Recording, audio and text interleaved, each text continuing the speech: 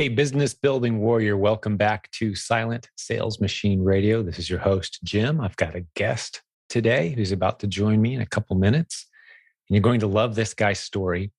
He's been on the podcast once before, about a year or so ago. Podcast episode 357 was the last time he was on the show. His name is Khang Dang. He used to run a 9-figure company. You heard that right, $100 million plus company. And he stepped away from it because it was affecting, as you'll hear today, his health, his relationships, his schedule was dominated. The business owned him, felt like he couldn't breathe. And he wanted to step out of that. So he did. He left it behind. And he started looking for an e-commerce opportunity. He found this community, this podcast, the Proven Amazon course. He jumped in as a coaching student. He explains part of that story as well, so I won't go ahead and dive into that story now. You'll hear it from him. But to jump to the good part, his second month, he sold $50,000 of product.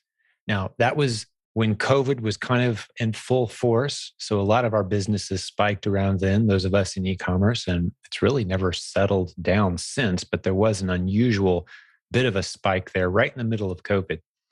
But new habits have been established. E-commerce is exploding. You'll hear him express very excitedly today, the trajectory of this business model is going nowhere but up. He echoes my sentiment when I say there are millions of underserved listings on Amazon right now, easily sourced product that you could bring to the market and serve right alongside the other sellers who are already selling the same items very profitably. He's ramping up a system very quickly. He hopes to do $120,000 this month as we recorded this episode at around a 15 to 20% net margin with a fairly small team. He's using prep centers, which he discusses today. He's using virtual assistants, VAs. You hear us talking a lot about VAs around here, Proven, Replens, VA.com. I'll stick a link to all of this in the show notes. That's where we train virtual assistants for you that can source and help you manage your business. As a matter of fact, this Replens business model, we're very quickly discovering that many people have outsourced to a virtual assistant virtually every aspect of the business. Meaning you can do it from anywhere in the world. You can pay the people to do all the moving pieces involved. And it doesn't have to be anything that takes up significant amount of your time. You're monitoring a business. Now, you don't start there day one, obviously, but Khang has ramped into that very quickly. His goal is to have $1 million month. And he states it as if it's already happened. It's just out there on the calendar somewhere that hasn't come across his desk yet. It's going to. It's inevitable, he says. That's the direction he's heading. So he's super determined. He's very creative. He's not afraid to change directions. He's very flexible in his approach. He changes tools and he'll test new ideas. He talks today about having used lead lists, about using expensive software and trying it and dropping it and trying it again. And he even switched printers 3 times, he tells us today, which I thought was pretty funny. He's constantly trying to improve everything. And where he is now is a pretty impressive place with a lot of very valuable lessons to teach all of us. So I love from time to time when these top performing students pop into our Facebook group, leave an incredible post. We reach out to them and say, hey, it's been a while since we heard from you. Let's get an update. So here's yet another Replens success story. His name is Khang Dang. And I want to point out too, this is something I point out towards the end of this episode, but as you're listening, especially if you're new, please know this. I've verified this with Khang in the episode, but you need to know this. He's not setting up new products on Amazon. He's not going out there and finding new stuff that's never been sold on Amazon. He's not doing that. He's simply doing, as I stated already in this introduction, he's simply doing the process that we teach in the Proven Amazon course, the Replens model specifically. There's many modules in the Proven Amazon course. We start new sellers out with Replens, and you can scale very large with just that model. But all he's doing is what we teach in that model, which is finding underserved listings on Amazon, easily sourced inventory, available online, retail stores, wholesale, doesn't matter what the source is. You go find it. It's a profitable listing for you now, selling alongside other Amazon sellers who are already there making a profit as well. If those ASINs start to slip, of those listings, as they're called in layman's term, or ASIN if you're using Amazon speak, if that ASIN starts to slip, meaning the price starts to drop lower than you can confidently and comfortably sell against, well, you just move that ASIN out of your restocking list. You don't sell any more of that stuff. You sell out of it and you just go find a whole bunch more ASINs that you can sell against. And he expresses today how easy that is, how numerous and abundant the opportunity is right now. We talk a little bit about small and light program as well. If you don't know what that is, look for that segment. Basically, there is money to be made in those products that cost less than $10. Those items that you can buy for $1 or $2 and you sell them for $9 or $10. There's money to be made there if you understand Amazon's small and light program. And he's making a lot of money there. So enjoy today's episode. This is just neat checking in with someone who's on a great journey. Once again, I'm so proud of our coaching program. We continue to see incredible results and build these great relationships with all these great students. And a lot of them are going to be at the Proven Amazon course. Before I jump over and get Khang on the line, theprovenconference.com. I said Proven Amazon course. That's not what I meant to say. The conference, theprovenconference.com in August 12th through 14th, 2022. We want you there. Come hang out with hundreds of your fellow listeners to this podcast. Great success stories like Khang and so many other students, dozens of our coaches from our team. You want to be there. Okay. So check it out, theprovenconference.com. Let us know if you have any questions about the event. Reach out to us at silentjim.com for any feedback. Let's get Khang on the show. Enough of me talking. Let's jump into his story. So welcome back, Khang. Yeah, thank you for having me back. Yeah, it's exciting. We did a lot. We've been doing a whole bunch of stuff this last year. Just to give the listeners a recap, I started back in November 2020. I won't fill in the whole detail, but basically found you on a podcast and got really interested in this business. I've never done anything online before, and I just went full on with this business. The first 2 months of doing the business, we did on our second month, we got to about 50,000 in sales. It was, I would say it was part effort, part luck. Because we started during the, I would say the height of the pandemic, but it was still during a time when people were just, really scared of going out a lot of cities were still locked down and stuff like that. So we really got a huge boost in e-commerce. Everything that I found in a grocery store essentially sold. I got to the point where I was like, do I even need to check Keepa? Everything sells, right? It was a good moment. Got a lot of momentum going, got a lot of excitement. I'm still very excited. But it did normalize a little bit after, things opened up. Certain SKUs were a little bit, it normalized. I wouldn't say, it got bad, but, those who have done this, during these times know that it was a little, it was easier to sell during that time, right? There was definitely a 4 or 5 month window in there where it was easier than it had been before that time, or arguably to a degree since as well. Although a lot of people have established new habits. So you don't really have much of a perspective for what it was like before. But I would say it's still better now than it was before, as far as how easy it is to find profitable ASINs to sell against. Mm-hmm. Yeah, it's actually, it's great. we were, basically we were coaching. I was a coaching student at that time, and I had two, I would call it goals when I started. One was to sell $1 million in 12 months. That's quite ambitious, to be honest.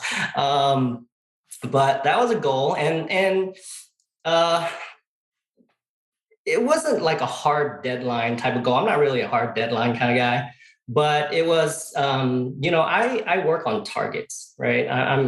For me, what gives me direction, what gives me kind of like a step-by-step place to go is having that target. So I always have a target somewhere in the near future, right? So that was kind of my target, was to hit $1 million in sales. And the second, I would say, more important goal was to learn, kind of absorb as much as I could within this year. I wanted to learn everything about this business. So that was the main reason I signed up for coaching. I wanted to not have to figure it out. And shout out to Jessica Decker, awesome coach. So we started off doing retail arbitrage, and we got to a really good number. I was very happy to get to 50K in that short amount of time. Yeah, 2 months. But that's incredible. Yeah. Yeah. But here, I went to my coach and I said, okay. And here's the thing I like about Jessica is that she's not like one of these overprotective parents. You're like, all right, I want to learn about fire, and she gives you a bunch of matches and say, don't burn down the house. She doesn't hold anything back, which I love. That's a great analogy. Yeah, I love her for it. So I told her, all right, retail arbitrage is working pretty good, but let's kind of break the system a little bit, because I want to learn online arbitrage. I think I've learned everything I could about retail. Well, not everything, but a good amount, because I was full on, a full time. I was in the store, I was scanning and, checking, reverse sourcing. I was doing like everything, right? I got a pretty good grip on the prep and everything. I did everything in the beginning, because that's the way you need to do it to learn, right? So you need to do pretty much everything in the beginning. So I was prepping, I was doing all the shopping, I was doing the replenishment, all that stuff. So I went to Jessica and I said, okay, teach me online arbitrage. And, you would think it's kind of the same, but it's actually not. There's a lot of different, it's just a lot of different nuances to it. There's a lot of differences between retail and online, even with the type of competition you're going to deal with, the type of products that you can get into. So it was actually quite different. So I did that for about a month, and I said, okay, it's doing okay. It's pretty good. And I just did like your traditional, reverse sourcing, going to sites and going product by product, right? And then I said, okay, teach me the dark side of the internet. I wanna teach me something else, right? Yeah, I've done the online stuff, so teach me something else about online. How can I source quicker? What's the alternate means of sourcing, right? And that's when she introduced me to tactical arbitrage, and I did tactical arbitrage. I watched a bunch of videos wherever I could find information on how to use it. The learning curve is quite steep on that program, and I absolutely hated it. I canceled it 4 times. Right? I signed up for it. I canceled. I signed up for it. I canceled. I hated that program because it just felt like. It just felt like a lot of it felt like so much work that I might as well just source it myself, right? Like it would return, 20 results and maybe 5 of them would be accurate, right? So you still have to go through a lot of listings. It's not just like a program here you go, here's 20 things and just go buy it, right? Right.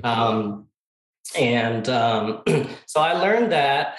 And by the 4th time I actually signed up for it was when I kind of like really kind of got into it. I was like, okay, I can see how I can start to play with these filters, limit my search a little bit, maybe get a little bit more accurate.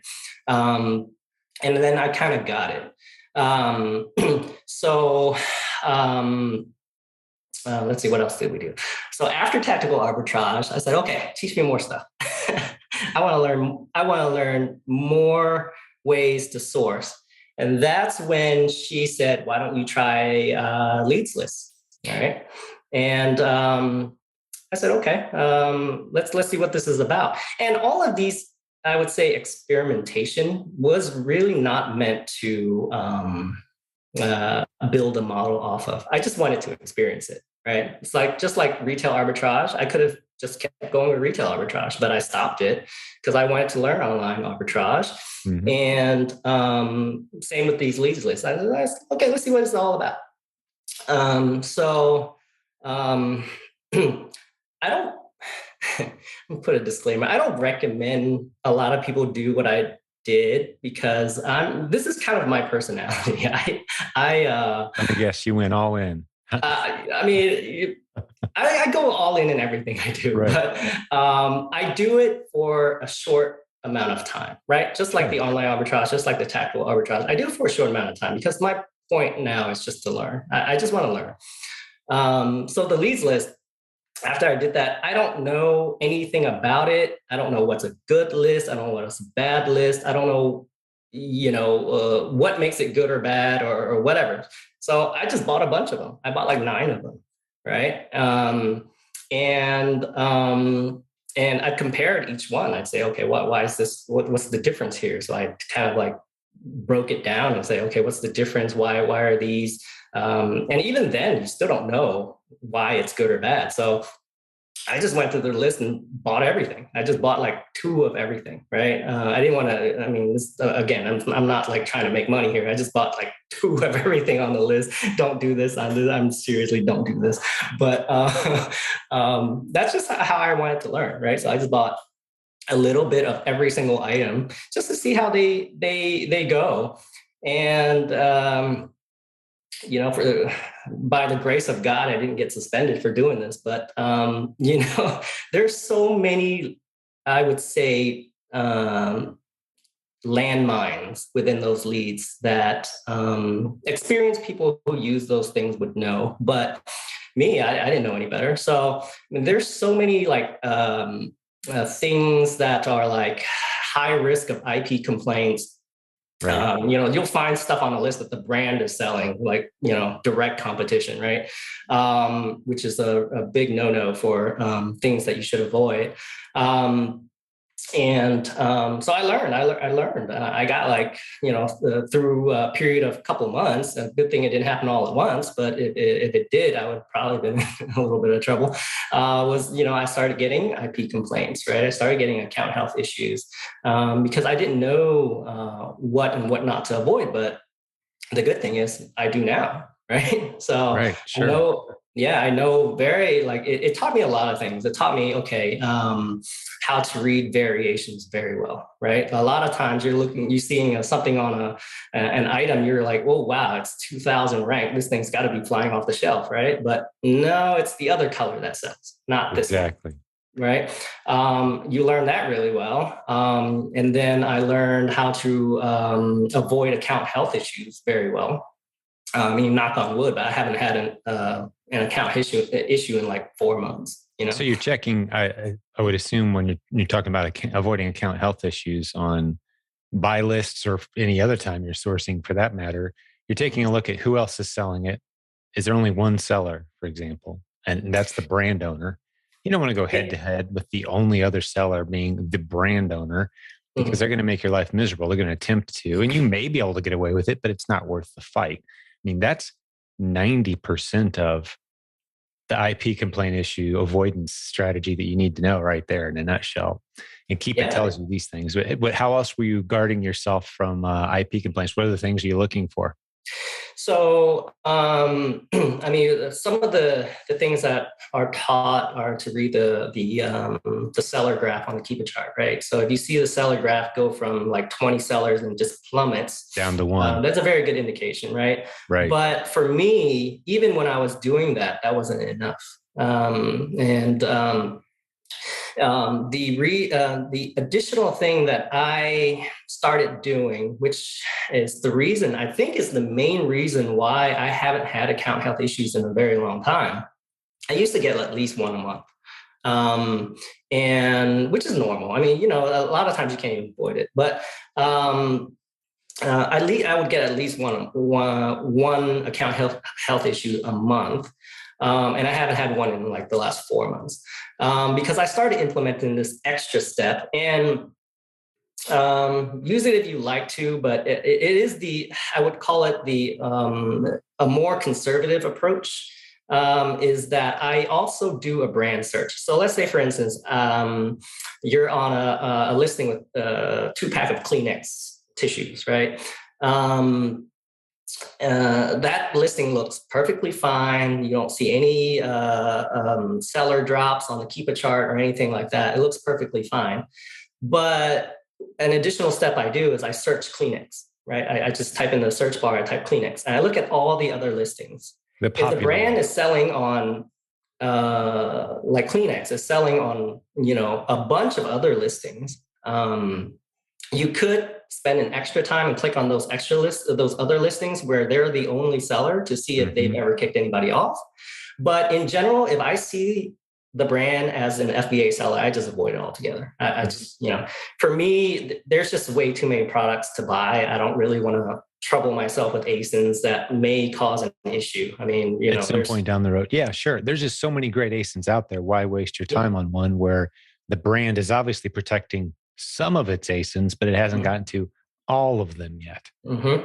Let's just stay out of it. Avoid even the future fight. Yeah, which is, I would call that an extremely conservative, because I'm thinking through our list of ASINs and there's a good number of them where the brand doesn't like us on some of the listings, but they've let us sell on the other ASINs for a couple of years. Yeah. Like they don't seem to care. Yeah. Like they watch their new models and the new products very closely, but the older stuff, they're not worried about. So absolutely. But I love the fact that there's opportunity out there just in the brands that are paying zero attention to what's happening on Amazon. Oh yeah. There's hundreds of thousands of brands that fall into that category. They're everywhere. Yeah, they're everywhere. There's so many. I mean, it's like we find so many products that I don't even have time to research them all. I don't have time to buy them all. And even going through our replenishments, they're just way too much opportunity that I just rather avoid account health issues. And it's not out of fear. It's just when I get an account health issues, it just kind of puts me at a dead stop. I have to stop everything to take care of that account health issue. Yeah. And I hate that kind of loss of momentum. It just kind of like, it just kills my mood, Yeah. I totally get it. And I know plenty of big sellers that dealing with account health issues is just part of their weekly routine. Like, hey, this week we only had 4 IP complaints. Hey, last week we had 8. It's like, it's part of the game. You just the majority of the time, that ASIN off. You supply the paperwork. You say, "I'm sorry, I'll never sell it again." You pull the inventory back if you have to. Sell it on eBay. Boom, move on. Next case. Whereas the new sellers, they get their first one and they're panicking and they're putting 18 posts in the Facebook group. Right? It's like, it's gonna be okay. Yeah. I mean, and it's really nothing to be scared of. It's we've gotten everything. Any issues that we've had, we've gotten it cleared away. I think the thing that they, Amazon cares about the most is that you're not selling counterfeit products. Exactly. Don't sell counterfeit. Keep your receipts. So if you have good records, you should be fine. And the most important part is respond to all of those account health issues on a timely manner. Don't wait a few days. Even if you're trying to go gather documentation or whatever, just respond, so that's the most important thing. But it's nothing to be afraid of. It's just for us, it's just like the opportunity is just too big. We don't want to waste our time. You don't want the distraction. There's plenty of low-hanging fruit. You don't have to take the risk of playing over there Yeah. and that, with the pesky mosquitoes on those fruit trees over there. All right, I'll just stay over here. There's no mosquitoes, right? I can totally respect that approach. Yeah, yeah. I want to talk a little bit about lead lists too, because some people might not know what they are. And fill in the blank if I miss anything here, but I'm just going to talk through and kind of blend what you just said in with kind of my philosophy of lead lists, which we don't use. We don't endorse typically ever. But we have some coaches on our team, some successful students that have a favorite lead list they do use and rely on. But my philosophy of, well, what is a lead list? First, that's when someone is out there producing a list of ASINs that you could go buy. Like, hey, right now at Walmart, here's 8 items you could go buy that are profitable. That's great. And they sell this list to 1, 10, 15, 100 other people. And just having seen this industry mature over the years, I know those lists get passed around. Those people who will come in all innocent and like, yeah, I want to subscribe to your lead list so I can sell this stuff. And what they're really doing is starting a lead list service of their own, compiling all these lead lists and selling that to other people. And so you'll find quite frequently, if you're getting these lead lists, what you're really getting is stuff that's going to tank 3 weeks from now. It's a list of all the ASINs that are about to tank because that list is getting passed all over the place. So for that reason, I've never gone out in front of our thousands of Amazon sellers and said, hey, here's a great lead list, guys. Because even if it's only selling to a few people, it's going to get passed around eventually. If it's on a list, odds are it's going to tank sooner rather than later. So at the point where you're capable of combing through a list and finding the good stuff, you have all the skills you need to just go find your own ASINs. They're literally everywhere. Now, the model I do like, Khang, is this program we've got. We've had about 120 people come through now where you've got a virtual assistant that works only for you, producing you a unique lead list that no one else will ever see every morning. Now that I can get behind. And that I'm excited about. I've actually got 6 of those virtual assistants working on our account as of starting yesterday, going through a massive database we have access to. It's going to catch fire.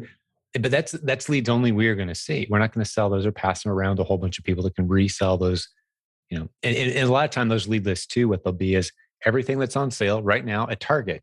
And you go look like, wow, this is an awesome ASIN. So you run to Target and you buy 15 of them and you ship them in. And as soon as yours get there, everyone else's gets there too, and it tanks. So the lead list looks great until you use it for a while. So use a lot of caution on those lists, I guess is the point there. And I want to spend a little time talking about tactical arbitrage before we get away, but any follow-up comments on lead lists before we move forward? Yeah, the comment is you're 100% right. So I like to hear that. I don't hear that very often. Yeah, that was one of the learning points, right? And you quickly find out that everything shows 80% ROI, but in 3 weeks it's 0% ROI, right? Because everybody's on that list, and you learn that the leads list isn't really okay.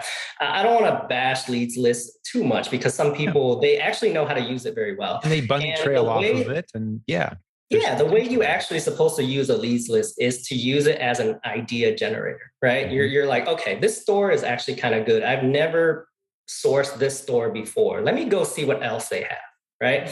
And it's kind of like that. But we used leads list for about 2 months. Canceled all of them because you're not using any now at this point. No, because what I ended up doing was exactly what you're saying. We just start hiring VAs, and we're gonna we'll get into that a little bit. That's quite an adventure, but sure. So I want to hear about that. Yeah, for sure. After I did the whole leads listing, I was like, okay, I think I learned enough about this. I see the good things about it. I see the bad things about it. The good things about it, running it for about 2 months and buying a whole bunch of lists, it actually showed me a bunch of different sites that I never even knew existed. So it was more of a source to find where to buy things. Like discovering OA sources, online arbitrage, shopping sources and things. Sporting goods stores you'd never heard of that have a huge selection of products online that you've never heard of these guys, right? That sort of thing. Absolutely. Yeah, I can appreciate that. Yeah. So, based off of that, and then it also, I'll give it another plus. It was that it actually exposed us to get into different categories that we didn't think about getting Mm-hmm. into. Didn't ever consider selling shoes and clothes.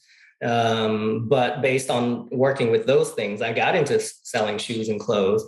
And I can talk about things I like and not like about that either. But, we got into selling shoes and clothes, and after the whole leads list adventure, what we did was we started hiring a virtual assistant, because I had so many sources to buy from now, because I all of these online arbitrage sources. And for me, I don't like doing repetitive things. I mean, I'm not redundant, I'm sorry, repetitive things. Things that just like scanning through websites, checking keypad. I don't like doing that stuff. For me, I always look of ways to scale. So the virtual assistance was just it was just the next step. It made sense. If it's repetitive, it can be automated. If it can be automated, it can be passed on to somebody with minimal Mhm. skills to complete the Yeah, task. yeah. So look for those So repetitive things in your business. You're mhm, looking for mhm. places where you can begin to bring in get some help. Yeah, for sure. So we did. So I started hiring virtual assistants. I started with one, then I hired two. We have four now.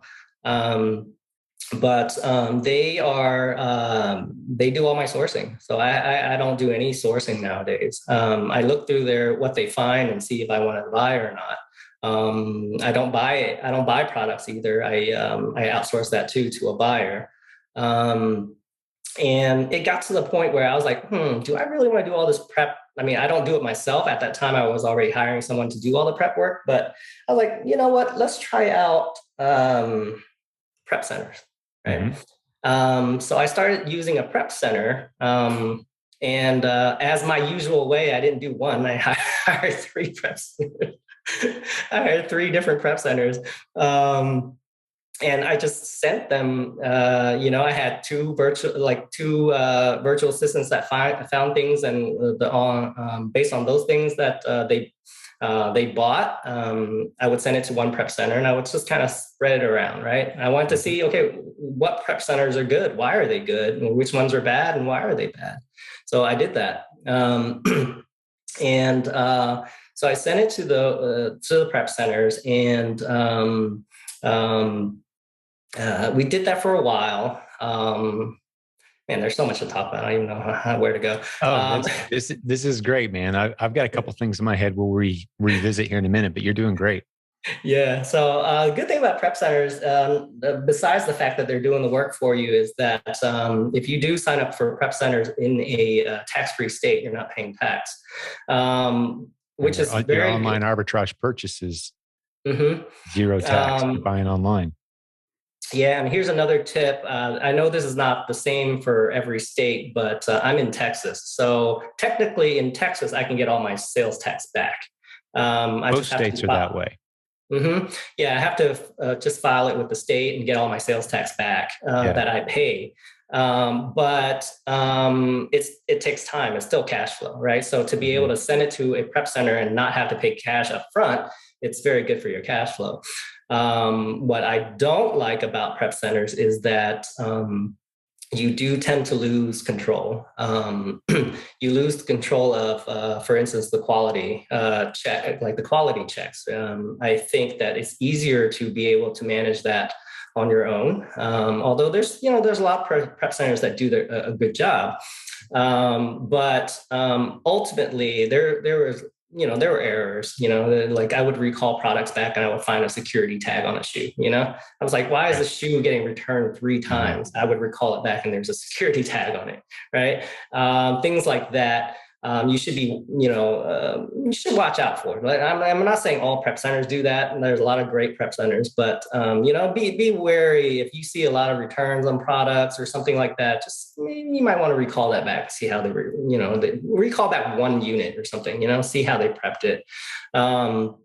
And the other thing that I don't like is, sometimes the costs, the cost is absolutely not in your control. I mean, you could sign up for one rate and maybe, their operating expenses go up and all of a sudden your prep cost is double, right? That generally doesn't happen when you are running your own, warehouse, your own logistics. Yeah, or even using a neighbor across the street. Yeah. I mean, that's where I encourage most new sellers to start as they start to scale is, find someone who's got some time on their hands who lives near you. You can have all your stuff dropped off or shipped there. Ideally, 3 or 4 neighbors kind of share the load.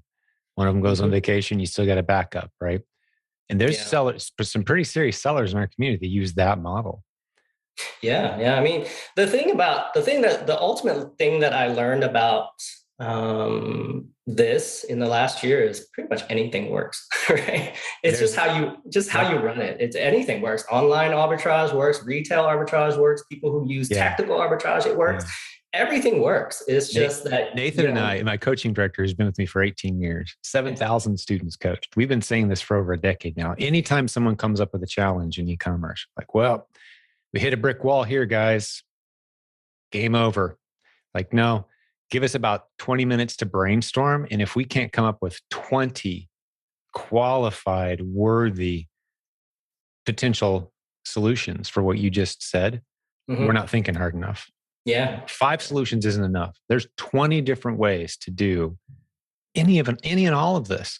And that's what I love this podcast is people who have figured out all these different unique solutions and scenarios. I think of the hundreds of people I've interviewed on this show, no 2 people have had a similar story and approach to the way they're doing this. Either one of them's working 60 hours a week and the other one's working 10 hours a week, and that's what distinguishes them. Or they're using a prep center or they aren't, or they're only OA or they're only RA or they're only, wholesale lists with only virtual assistants, or they do it all themselves. I mean, it's just so many different ways, but ultimately it's the personality and the skill set. And some people want to keep control over all of it. Other people want it to be numbers on a piece of paper. I want to check my stats once a week for 10 minutes. Yeah. You can do that. Yeah. And it's really that's really what it is. I mean, it's however you want to run it. It works, So, man, I felt like Let me back up. While you think about where you want to go next, let me back up to something we talked about, and I'll probably include it in the introduction too to set people up a little bit in anticipation of the conversation. But tactical arbitrage, great tool for online arbitrage. It has a bit of a reputation, as you already discussed, of being very complex. A lot of people, I think, get it and then return it.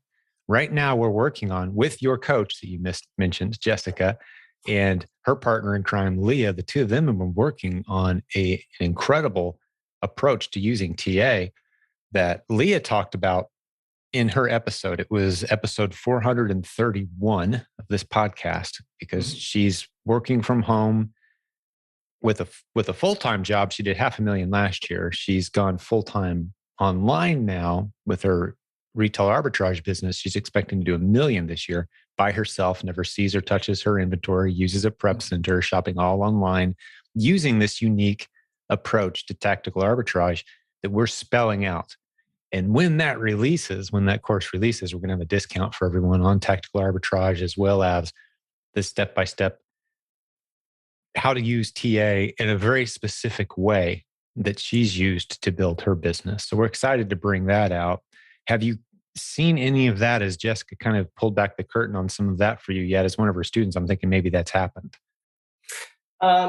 So with in regards to what pulled the tactical arbitrage strategy that Leah's using and that Jessica's now helping her build the course. Just in the past couple of months, they've been working on this course. So actually, tactical arbitrage, like I mentioned, I canceled it 4 times, but I actually ended up with the subscription going. And at the end of tactical arbitrage, when I finally learned how to use it properly, I taught it to a virtual assistant, and they do all. So you're dialed in now, yeah. And that's where we want to get more people too. This isn't necessarily a blanket endorsement for TA. Like with Keepa, you've got a blanket endorsement. Like, yes, you need Keepa, you must have it. Go get it. To do the replens model, you must learn and understand Keepa. That's podcast episode 369. If you're around here, I explain why that is. Tactical arbitrage and literally every other tool out there You're not going to get a blanket endorsement from me. This is for certain people at a certain phase wanting to take a certain approach. And there's a tedious element to it. There's a learning curve here. It's not for everyone. But like I said, we've got a great discount coming and some tremendous step-by-step training that's unique to the replens model, because tactical arbitrage isn't a replens tool. It's an online arbitrage hunting tool. You can still buy a whole bunch of bad stuff if you just use tactical arbitrage. You can get a whole bunch of garbage. Like you can get all the IP complaints and all that. You need to have the replens training for this to make sense. Yeah. I've tried a lot of different things, as we've already talked about. And tactical arbitrage, I transferred that over to one virtual assistant.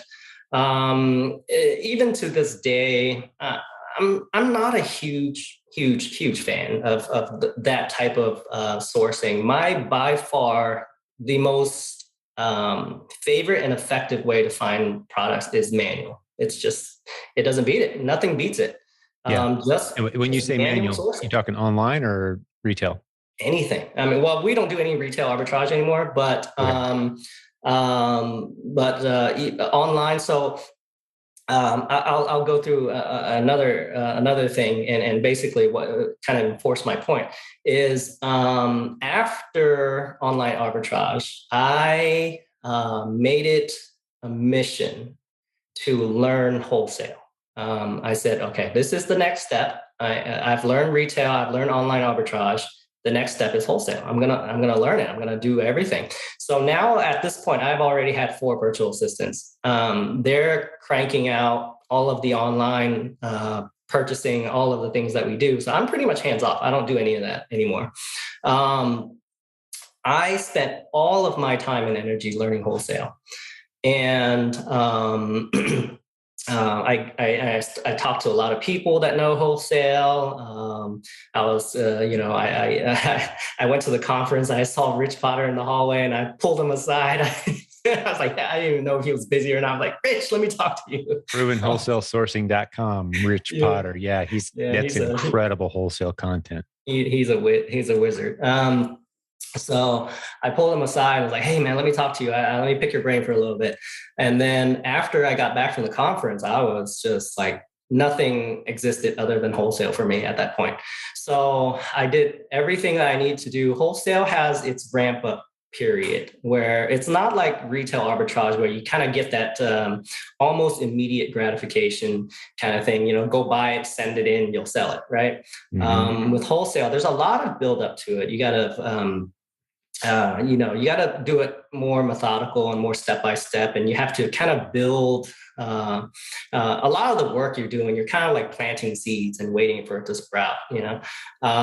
Reaching out to suppliers, sending emails, and following up with suppliers and things like that. So a lot of people, I think, get discouraged with wholesale because you don't see it right away, right? But after I did wholesale, and when I say I don't see it right away, I worked wholesale hard for about 6 months without really seeing a whole lot coming out of it. I contacted, probably thousands of suppliers, brands. I reached out to a lot of people, made a lot of phone calls. Some of them were saying, we'll let you, some were like, yeah, we'll let you open an account, but not right now because we have supply issues. Things like that, or call us back in 3 months or something like that. Or someone will let me open an account and the account will be bad, right? Like the products aren't profitable. Because that's the thing also with wholesales, you don't get to see the prices beforehand, right? With retail, the price tag is right on the store. You can tell if it's profitable or not, right? But with wholesale, you're doing all this work, sign up all these accounts. You have no idea if it's profitable or not, right? Getting the product list and the price list comes at the end of the process, and you start finally to dig through. There's any gold in there. Yeah. And to circle back on my point previously is that we've signed up a bunch of good suppliers at this point. And I know there's one way to do those price lists. So you would get, like, for instance, if you sign up with a distributor, sometimes they have like 17,000 products, right? Mm-hmm. And a lot of wholesalers will actually use price scanners, like these softwares out there that would scan these lists. But to me, the best way to actually make those lists work and find profitable ASINs is to use manual sourcing, because it's no different when you use those software. It's no different than going to a grocery store or a brick and mortar and just scanning UPC codes. That's all it's doing. Yeah. If you just rely on the barcode and say, is this profitable? Yes or no? You're missing 95% of the potential of that list. Yeah. Yeah. Because a lot of people, brand. A lot of people don't know that a UPC code is tied to that individual product. Yeah, but when it's a bundle, when it's a multi-pack, it has a different code, right? Yep. So you're not going to find any of those listings by scanning it. So so when we got into wholesale, so at this point right now, I'm 100% online arbitrage. Prep centers 100%, because I wanted to free up that time. I didn't want to run a warehouse because I wanted all my focus to be on wholesale. So the online arbitrage was kind of on autopilot at this point. Well, somewhat, but I don't like to say like I didn't do any work, but it's kind of on autopilot. After I learned wholesale and I got all of my suppliers and it was kind of like ready to go, ready to order, start, sourcing from these lists. I pulled half of my team, my 2 virtual assistants, I pulled them out. I said, okay, you're not sourcing online anymore. You're going to source these wholesales, these leads. They started just going, sourcing just like they would online. I used the software for a little bit, and I was like, this is not good. I don't like it. It's like I said, it's an equivalent to scanning barcodes. So I got them manual sourcing, and they find so much product. It's just not even funny. They find so much product, and then we started ordering. But again, like I said, with wholesale, there are buildups to this, right? So with wholesale, you have 2 options. Either use a prep center that would take wholesale type deliveries, palletized deliveries, or for us, we know that this is kind of what we want to do long term. This is the model that we ended up with wholesale. Is that we just went out there. We got our own warehouse. So I'm right now. I'm sitting in my warehouse. It was like a 3,500 square foot warehouse. And I think it's good enough for us to grow. Not too small, not too big.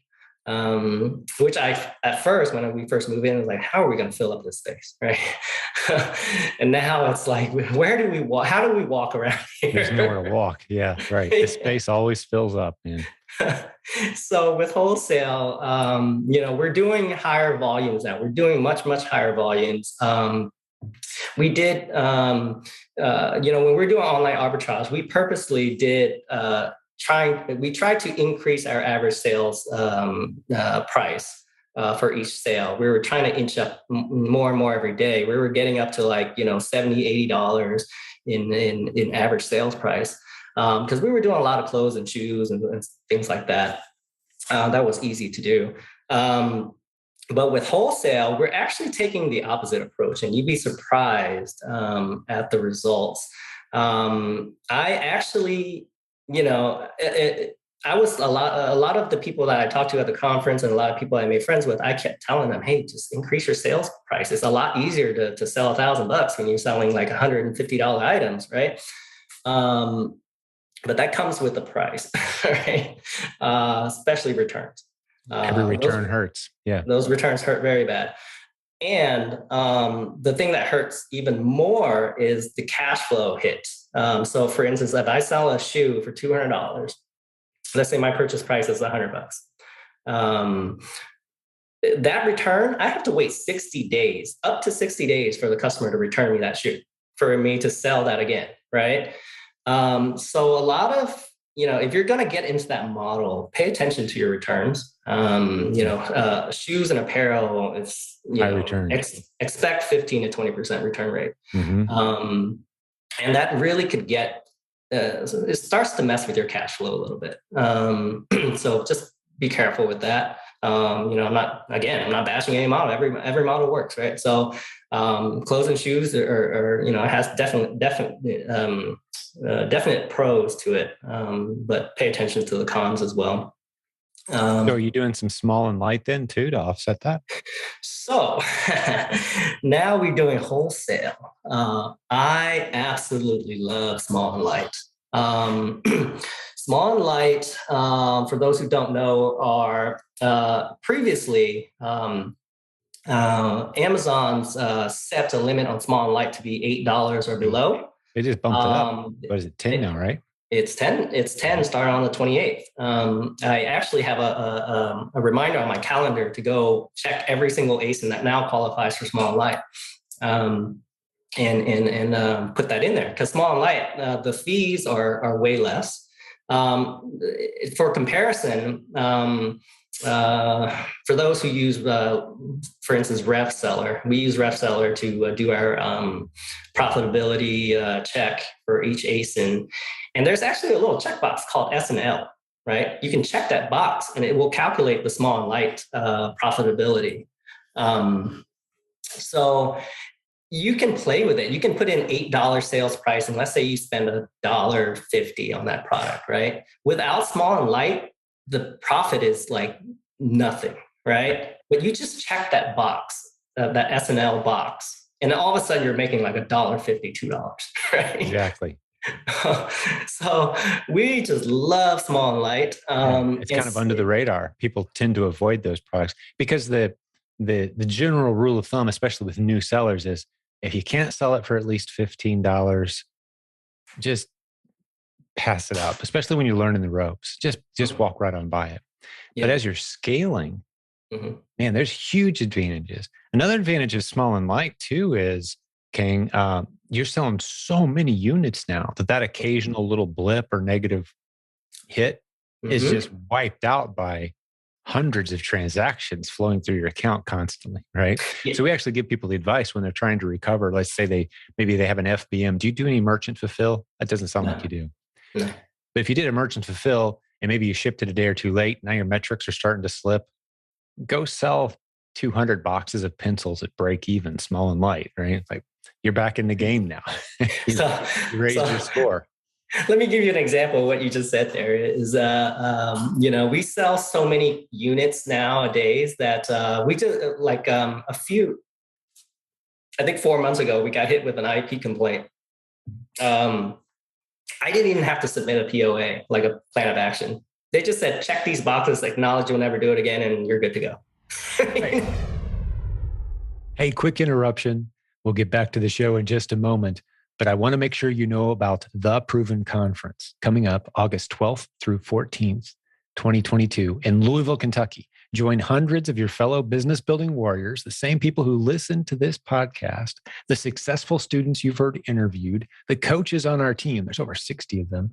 We're all going to go, hundreds of us, to Louisville, Kentucky, August 12th through 14th. We want you there. Come hang out, be a part of this incredible community. We've done this several times in the past. It gets better every single time. It's unlike any other conference you've ever been to because the stage and all the breakout sessions are comprised of the great leaders and students from our own community. We don't bring in outside experts that you could go watch on YouTube anytime you want.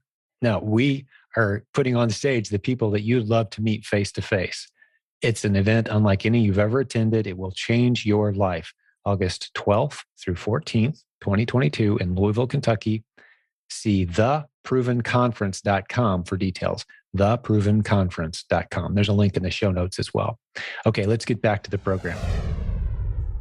I didn't even have to submit a POA, like a plan of action. They just said, check these boxes, acknowledge you'll never do it again, and you're good to go. Right. Because you're doing so many transactions, such a higher volume. The relationship is at a different level in their system. We've all got a score. They'll never tell you your score. But if you're doing a lot of transactions and higher dollar volumes and they're making money off of you, you've got a higher score than someone, say, who started 2 months ago, that they're not sure if they trust yet or not. Right. So cranking through, I would argue even at a break even or slight loss, small and light, just cranking through and playing with it and having a whole bunch of transactions on a top ranked ASIN, it's worth your time.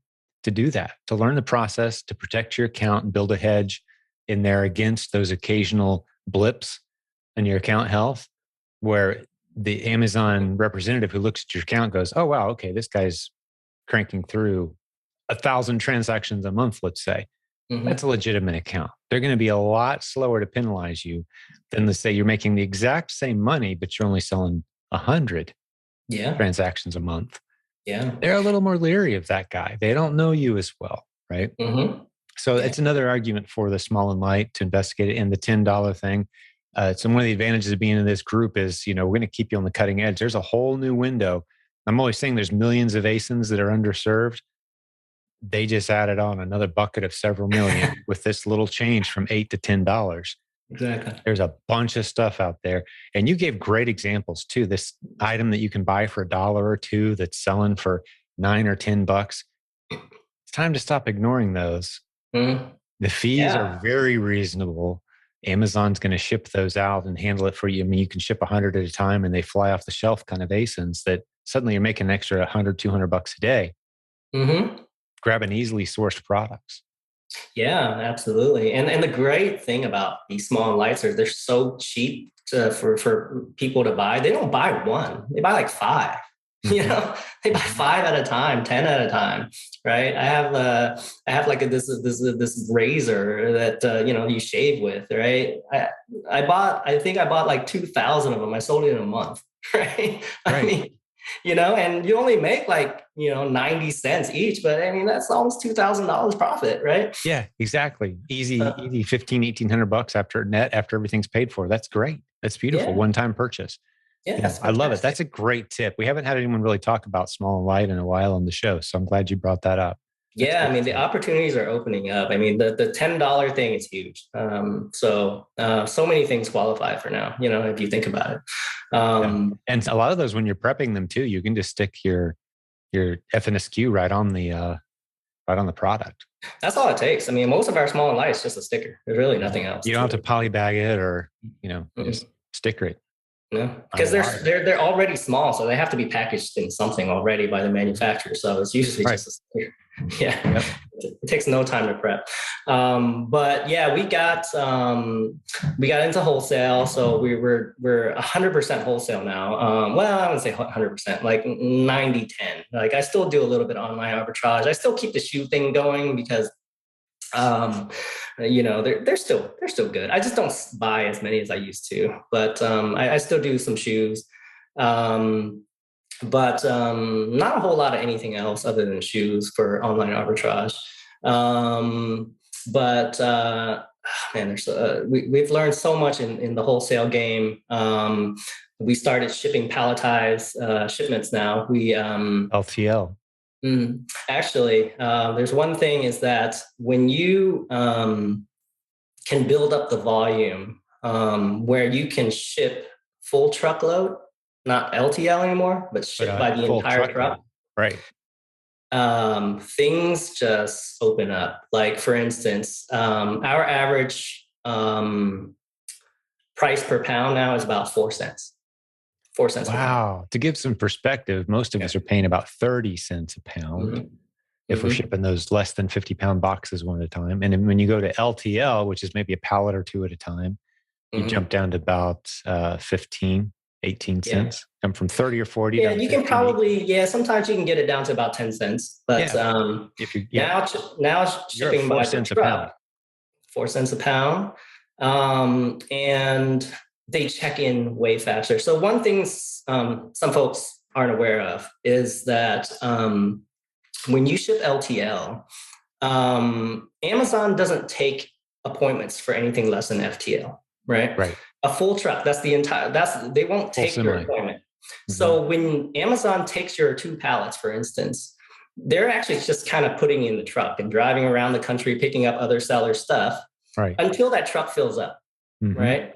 When that truck fills up, then you get your appointment. So that's why a lot of these people that say LTL takes forever is because of that situation. Yeah, they were the first one on the small truck, and now it's got to drive all over the country filling up a semi, and then it gets taken in.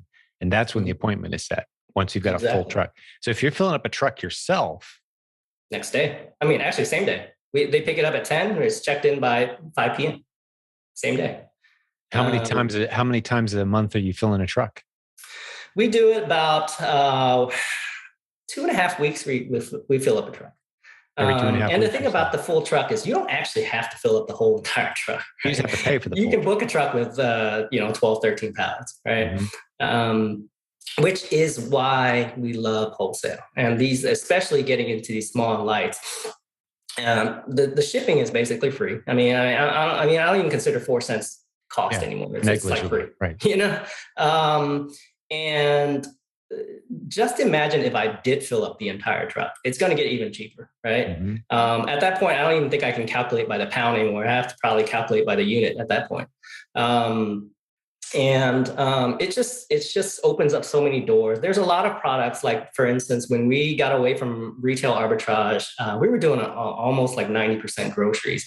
And, we love groceries, but we didn't like sending groceries small parcel, like UPS boxes, because groceries tend to be heavy and bulky, right? A box of cereal is way heavier than a lipstick, right? So we didn't like how much cost we were eating away from, just shipping. We were spending so much money on just shipping.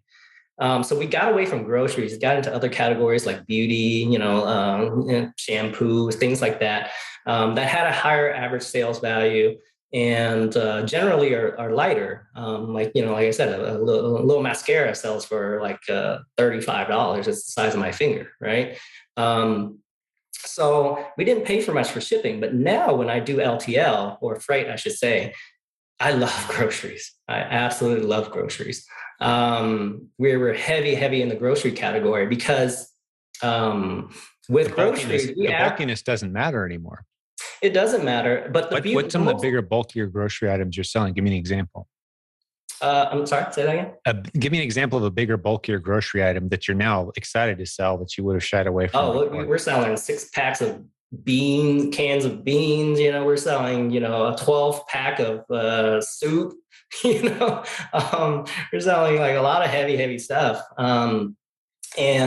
You're profitable at a lower sell price than the other FBA sellers because shipping is so punitive.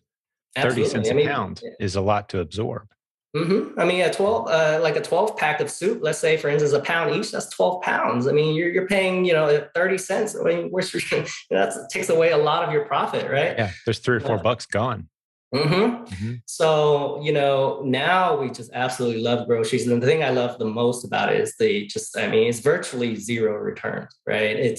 You do have returns, but that's only because if the customer didn't get it, or they complain, it got here too late, or the product was damaged or something like that. That's the only time we'll get a return. But we average about 1% return rate with groceries compared to 15 to 20% return rate with shoes, right? It just makes a huge difference in our financials. I hate it when I looked at my financials and I was like, oh yeah, I sold 100,000 last month, but I actually sold 85 because 15% of it was returned. Yeah, those hurt. But that's just a reality of retail. I mean, there's little you can do to get away from that entirely. Just kind of absorb it. Yeah, which is why, that's why we're so heavy in groceries nowadays. Right. So because it just keeps our numbers where we thought it would be, right? So we do a lot of that. We still are heavy into like the, health and like the health stuff, like deodorant and things like that, little hairpins or whatever. And we go after like really light stuff too. It's just ramping up. It's just amazing. We barely, this is our 3rd truck. In fact, tomorrow we have 17 pallets going out. And, this is only our 3rd truck. So we haven't even witnessed like all of the sales, right? Because with Amazon, you could buy, $10,000 worth of goods, you send it in, you won't see all that sales for like a month, right? Yeah, it takes time. There's a delay. Yeah.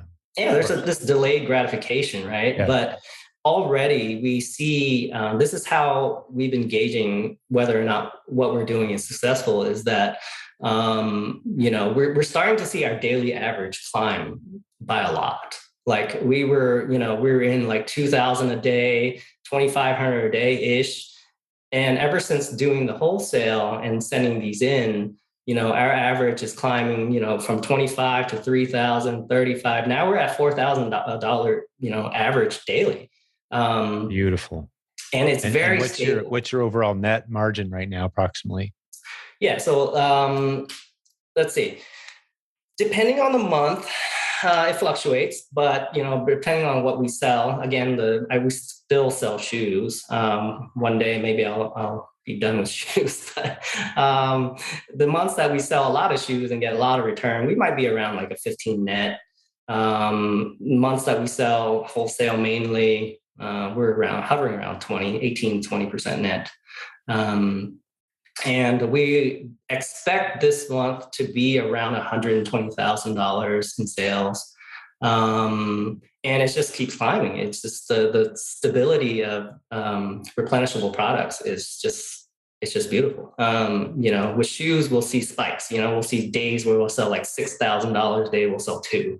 Sure. They just spike. They're just very spiky. You look at your chart and you're like, okay, what happened today? Flies up and down. What's your goal for 2022 as we're sitting here past the middle of April 2022? What are you looking at? I know you're a goal guy. So it took us 15 months to get to a trailing 12 months of $1 million. So we sold $1 million in 15 months. We sold more than $1 million in 15 months, but to get that trailing million, right? Yeah. It took us 15 months. So we are, it's hard to even predict what we're going to end up with this year because it just keeps climbing. Every month we're adding another, 20%. Last month was 100. This month is going to be at least 120. And we just keep sending products. They're very profitable. They do well. They sell extremely fast. And, who knows, maybe next month it'll be 140, 150. So it's very hard to actually gauge what we're going to end up with this year. I would be very happy to end up at 2 million this year. We'll see where it goes from there. I do have a very aggressive target, but that's kind of like, I would say it's like it's not going to happen anytime soon, but ultimately I'd love to sell 1 million a month. That's what I'd love. You can get there, man. You can get there. There's people doing it with this model. To be honest, I told my wife this. I was like, there are people selling $1 million a day. For me to ask for $1 million a month, I don't think it's it's that big of a thing. In fact, I know retail arbitrage and online arbitrage people that sell $2 million a month. So. Right. Doing it the way that you started out doing it. Yeah. Mm-hmm. Yeah, like I said, every model works, right? It just which direction you want to go. One thing I want to make sure and point out to the listeners here and clarify if this isn't a correct statement, but I'm fairly confident what I'm about to say is accurate with you. You're not setting up new listings on Amazon, are you? No. We're just going through and finding underserved ASINs that are already selling well with a good-looking Keepa chart, looking at the history. Other sellers are already selling all these items. And you're saying, hey, make room, guys. One more seller coming in the picture. Yeah. That's the model. How many ASINs would you say you have like active right now? Oh man, it keeps growing. I don't know, 1,500 maybe. I would have guessed a little higher than that. That's a nice tight guy. It sounds to me like you're pretty good at dropping the bad eggs. What we do is when we start to see a listing tank, what we do is we just close the listing and have a little reminder to check afterwards. But we just now with everything that we put in place, we just find so much. There's just so many products. It's a good problem to have. You were running, for context, people may not go back and listen to the first episode, but you were running an 8-figure business that was dominating your schedule. Isn't that right? Is that the right number? 8-figure? shortchanging me one digit. Time. You were running $100 million business with Yeah. 1,000 moving parts that relied on you, and it was running you ragged. Yeah, yeah. So I It just was one more time. I know we did this in the last episode. Sorry to shortchange you a digit there. It's just one little comma and zero, man. What's the big deal? I'm just giving you a hard time. No, that's No. okay. Hey, thanks for correcting me, because I did it in the other episode too, if I remember correctly. It's been a year Yeah, ago. I was like, yeah. No, really, $100 million business? That's great. But you stepped out of that. It was dominating your life and your schedule into this. So contrast again that oh to my gosh. this, your excitement level, your motivation level. Just talk us through, man. You're 2 years in or so into this journey now. What contrast the two? I mean, you wouldn't even, I don't even know how to describe it. And it's like, just to, this might sound like such a small thing, right? But like like even my parents and my sister at first, they were like, oh man, I kind of feel bad for him. He used to go to work all shiny looking, wearing like buttoned up shirts and just looks spiffy, right? And now I'm like going to work in a t-shirt and in gym shorts you know and they kind of felt bad for me for a second. They're like, "Are you doing okay?" They keep checking on me for every once in a while. And I'm like, you doing okay?" And and I at first I just kind of like, yeah, I'm fine. I didn't really elaborate too much, but then I told them like, listen, you don't understand the power and the freedom to wear whatever I want to work is not a bad thing, right? Like me, I couldn't show up in shorts and a t-shirt back then at running this corporate company with 100+ employees. I couldn't do that. Maybe on a Friday, where everybody's dressed down, but I can do that every day. Like I can do whatever I want. I mean, like the other day, my kids had a day off school. We just went out and ate lunch and played in the park and stuff like that, right? And it's like the level of freedom that I have now is what I wanted, all along.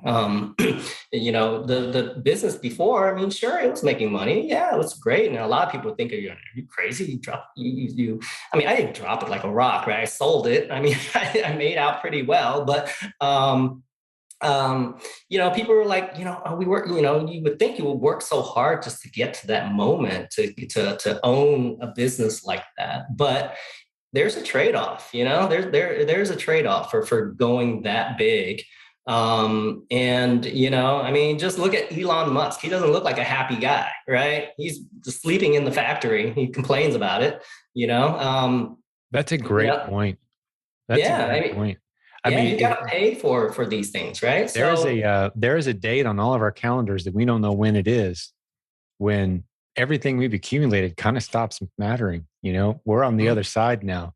What are you going to do between now and then besides just try to maximize your income? And you're a guy who's considered that. I want to have time with my kids. I want to wake up looking forward to the day and maybe sleep in some and not have to wear a suit and tie and look like $1 million every day to impress 100 people in a big building. Like those are very valid decisions, and you made. And I just love, Kang, I just feel like I could listen to you for 3 or 4 more hours to kind of truly get to the root of what's inside of this guy that's capable of stepping away from $100 million business.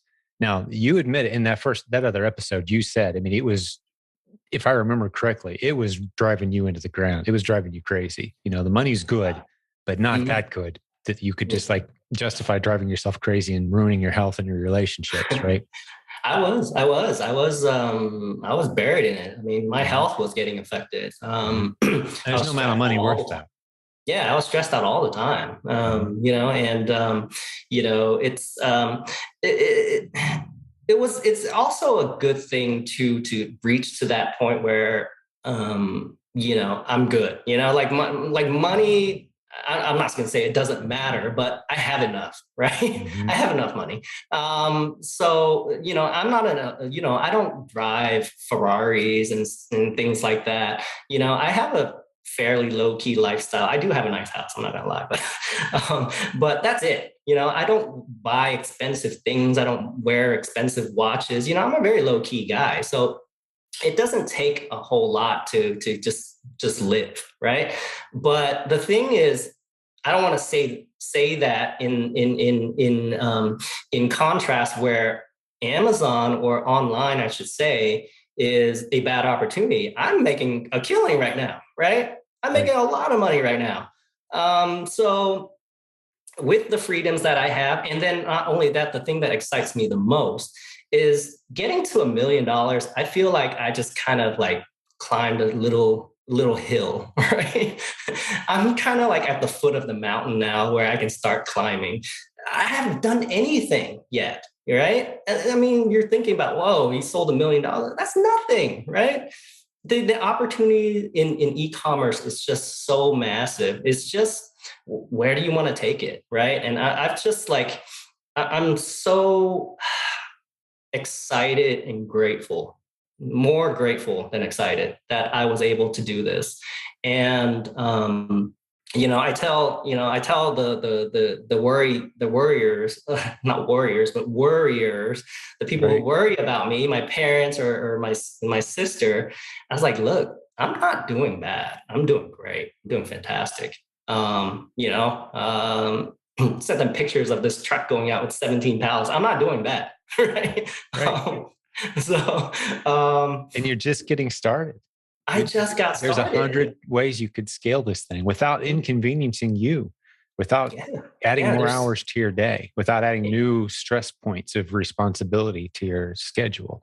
Yeah. And there's so many streams of incomes that can come from this. I mean, a lot of people, they open prep centers, they're building software as a service. They're doing all kinds of stuff, right? That's right. And there's just so many opportunities. For me, I have that, I'm like a bull. I see that target and I just focus and I go and laser focus on it. So that $1 million a month is coming. And when I get there, that's when I do have plans to kind of diversify out. Who knows? Maybe I'll do a prep service or a prep center service. Who knows? I'm learning so much about logistics ever since doing wholesale, optimizing our warehouse, playing with a bunch of different softwares. I switched 4 different repricers during this time. Just to learn. That's my style. I switched 4 different repricers. Oh, Aura's working great. Oh, let's kill it. Let's switch to something else, right? See what's good and what's bad about it. Yeah, you're constantly setting baselines. Are you a pretty data-driven guy? I am. Yeah, I track you're split testing and setting baselines and trying to improve on what's already working versus you're the opposite of, if it ain't broke, let's not try to fix it. You're the opposite. Like, it's fixed. Let's try to break it. Right? Let's try to break it and make it better, right? Exactly. Make a better machine. Right. Let's try to I do that all the time. I do that all the time. I've rearranged my warehouse a few times already. I've switched, like, even down to like the label printer. I've switched label printers like a couple of times. I went from Dymo to Rollo to Zebra. I mean, I'm always testing out new things to see where we can optimize. And I've ditched inventory labs. That's the biggest thing that I did, right? To try out another software that so far has increased our productivity about 50%. So we're prepping about 50% cheaper just with this one change, right? So, I mean, I'm always doing stuff like that. It's crazy. It's like, a lot of people cringe at hearing this stuff, but that's just me. And in the process, I've learned so much. And like I think in a comment I made in that Facebook group, I learned about 3 years worth of knowledge in a year. I've learned so much. Yeah. Oh, more than that, I would say. There's people who've been doing this 5, 6, 8 years that haven't been on the journey you've been on. It's personality, determination. And you've got a drive that's rare, but it shows what's possible. That's what I love about doing this podcast episode is I'm challenged by every guest who's expanded further, faster than I could have in one area or the other, or in a case like you, further, faster than most of us in most areas. And it's just to see what's possible. The decision we're left being exposed to someone like you, Khang, is not, can I do what he did? It's, could I be doing more than I'm doing? Mm-hmm. And I think the answer is a resounding yes in almost all cases. Like, look what this guy's doing with, he came in cold and you were hitting, what was it? Your $50,000 in month, was it two? Month two. Yeah. And now Well, you're that was talking a about a little, goal of half. I got a little COVID help with that one. I mean, Oh, absolutely. The timing, was good. But you didn't say, well, I guess that ride's over. You've ramped up from there, and you've yeah. transitioned through the different models. This has been like a little tour of what's possible. Mm-hmm. Um, Yeah. It's just, I mean, I don't know. I don't know about you, but I don't know how you can not get excited about this, right? I mean, just like every day I wake up and people, people around me, they look at me and they're like, "Oh, I feel so bad for him. He's always working.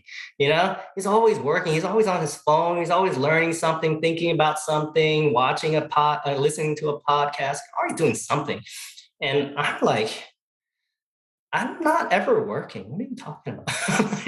yeah, This is just, I'm so excited, like to learn something new, to try something new, the relationships that I'm making. I mean, I'm reaching out to people that are way, way ahead of me. And I'm a lot of times I'm like, oh, I know a lot. And then I talk to some of these advanced sellers. I ask them, I know nothing. I don't know anything. yeah, Right. yeah. There's always another level for sure. There's always, yeah. And when you are able to talk to, $100 million seller, your perspective changes a lot, right? Um, and that we're always out there to build new relationships, meet great people, and we just learn, just continuously learn, and that's the most exciting part. I think, if the day, not if, but when the day that I get to 1 million a month, I'm not even going to be all that excited about it. It's really the journey of growing to that point that is really all that exciting for me. It's always that growth that is just so fun. It reminds me of what Jim Rohn says. I won't hit it exactly, but he says something like the benefit of becoming a millionaire isn't that you now have $1 million net worth. He said, that's nice, of course. But the journey of going from where you are now to being that person Mm-hmm. is an incredible journey. You're going to Mm-hmm. have to grow and strengthen yourself in ways you haven't imagined and learn things and stretch yourself. And that person is a different, better version of you. So that journey is as valuable, if not more so, than the money you're going to have at your disposal. Oh, The money is 100%. almost a consequence of becoming that person, 100%. right? It's Yeah. a leadership journey, which is what I see you on. I know you appreciate that, having run a large company and seen the different ways that you can lead in business. There's different, and that's what appeals to me. I started with the premise 20 years ago of I don't care what the world has to offer me on a sheet of paper with a bunch of commas and zeros if it means me getting up the first thing in the morning without seeing my family and leaving the house and coming home after they're all done with their day and tired. And here I am walking in last. There's no number of commas and zeros that's okay. Yeah. So how can I maximize from home with flexibility my leadership in business? E-commerce came on the scene. It was eBay up until about 12 years ago. Then it became Amazon as the obvious choice. And that's where Mm-hmm. I've been teaching it, doing it, learning it, expanding into multiple income streams, but with ultimate flexibility. The door of my office right there leads out to where my family is, and they can come in anytime as long as that door right there is not shut, which is 95% of the time, unless I'm doing a podcast with Khang, that door's open. And we come and go. I mean, I live my life right here doing life with my family nearby and like a couple of my kids in my warehouse every day. I couldn't Yeah. be more blessed. You could add some commas and zeros to my bank account maybe, but I wouldn't be any more blessed than I am right now. I mean, that Yeah. I just, I'm as excited about e-commerce as I was 20 years ago when I got into this. It's just I so know. expansive.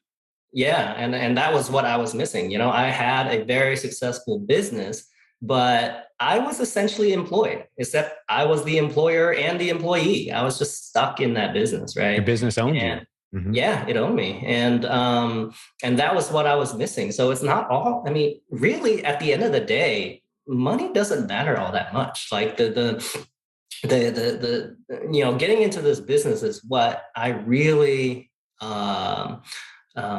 found what the real blessing of running your business is that the ultimate flexibility, the control in which how you want to run your life day to day. That is we're so blessed. I don't even know how much to We say. are.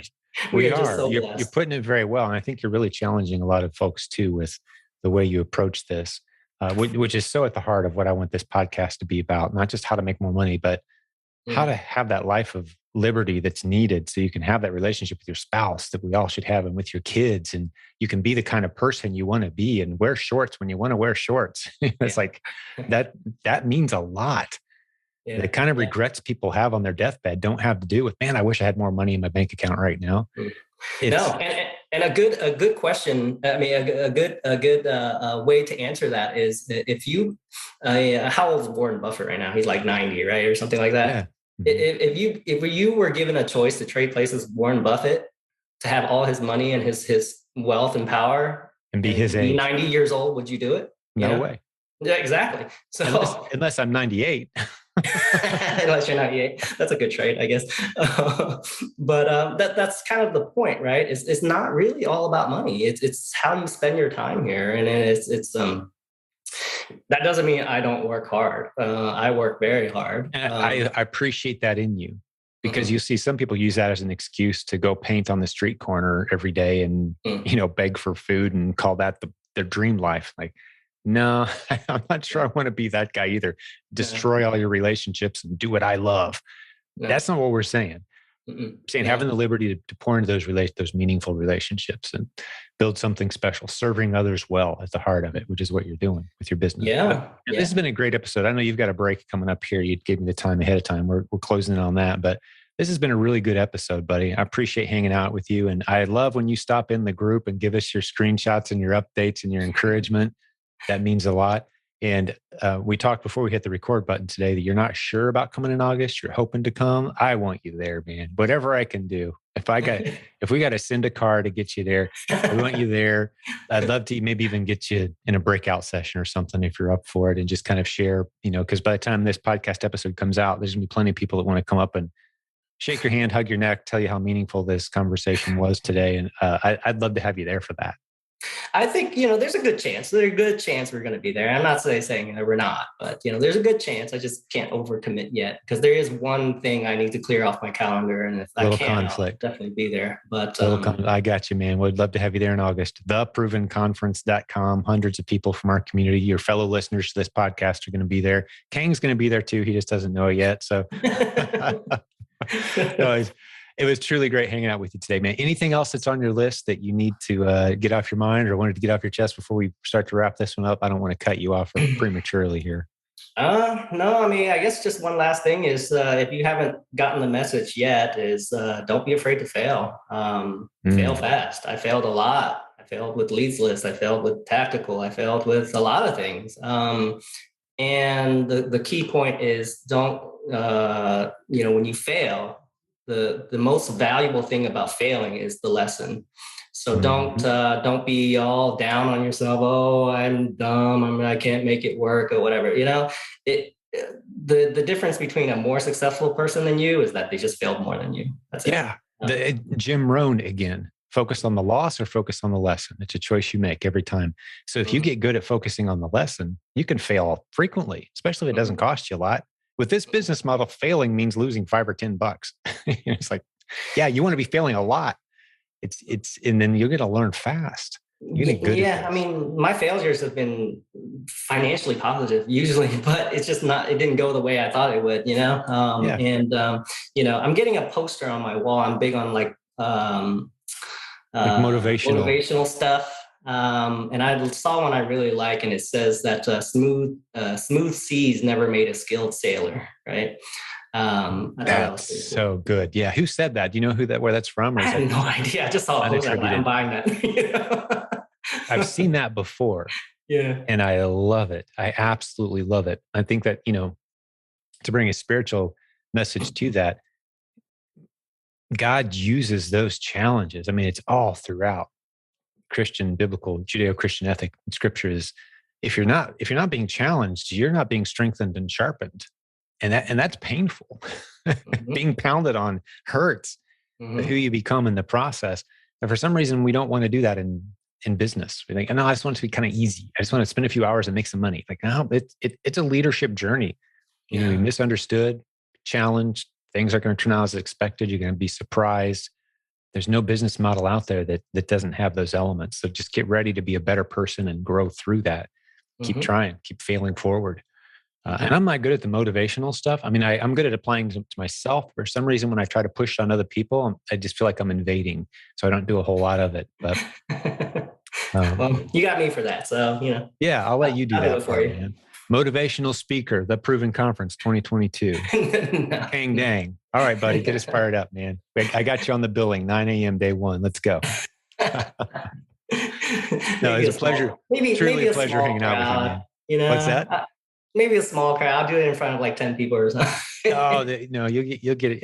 You're going to be one of those guys everybody wants to talk to, and that happens so often. And by the way, if your inbox starts blowing up from people wanting just a few minutes of your time, just send it our way. I mean, respond if you'd like, but these episodes are getting a lot of views and listens these days. So apologize in advance if your inbox. I'm always open to help. I didn't learn all this on my own. So it's I'm always open to giving back. So yeah. Well, maybe we need to get you on the leadership team in some way at some point for sure. Maybe a higher end coach or something, and some of those new territories you're advancing into. We'd all sure love to learn the lessons you're learning before we have to figure them out on our own. So well done, man.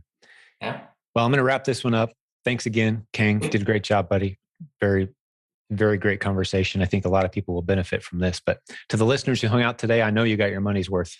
Even though it's free, you gave us a very valuable asset, some of your time. And that means a lot. I'm appreciative of that. I think we gave you a lot back in return and challenged you. And if you feel a little uncomfortable, like, man, what's he got that I don't? Nothing. Maybe a little more determination, maybe a little more drive, maybe a little less fear of failing. Maybe a little less fear of looking silly, asking silly questions, maybe those things. But that's it. Khang is a down-to-earth guy. And I think he just convinced all of us, if you weren't convinced, that this is doable. What are you waiting on? The model works. So hopefully you're going to take all that and go do something with it. Encourage yourself forward. And maybe you're thinking to yourself, hey, I've got a cool story too. I'd love to have you as a guest on the podcast. Just drop me a line. You can go to silentjim.com, check out, look for the contact information there. Reach out. We'd love to share your story. If you don't mind doing us a favor, the only marketing budget we have for this show is when people share word of mouth and tell friends about the show. So please do that for us. If you don't mind, send a friend or two a link to this episode and say, hey, you need to listen to this. What do you think? That's our marketing effort. So you're part of it. We appreciate you doing that. May God bless all the business building warriors. I'll have another great episode again for you very soon. Until then, keep fighting forward. We're in your corner. We got your back. Hey, join our Facebook group if you're not in there yet. 70,000 great people. Khang's one of 70,000 people in our Facebook group. Hanging out all day, every day. Maybe that's a good last tip to end on. We'll talk to you soon. Hey, thanks for listening today. One last thing before we wrap up, a quick reminder. Now that this episode is over, get over to theprovenconference.com and get your tickets for the event coming up August 12th through 14th, 2022. Your fellow listeners to this show are going to be there. Successful students that you've heard interviewed on this podcast, they're going to be there. Over 60 coaches from our team, they're going to be there. This is an incredible event. You cannot afford to miss it. It's an incredible investment in the future success of not just your business, but those vital relationships that you need. We talk about all the time. This will propel your life and your business forward. You're going to benefit tremendously from this. Do not miss this opportunity. We've done it multiple times in the past. Over 98% of all attendees say, yes, I'm coming back. The event gets bigger and better every single time. Theprovenconference.com. There's a link in the show notes. We want you to be there. Do not miss this. We'll see you there. Talk to you next time.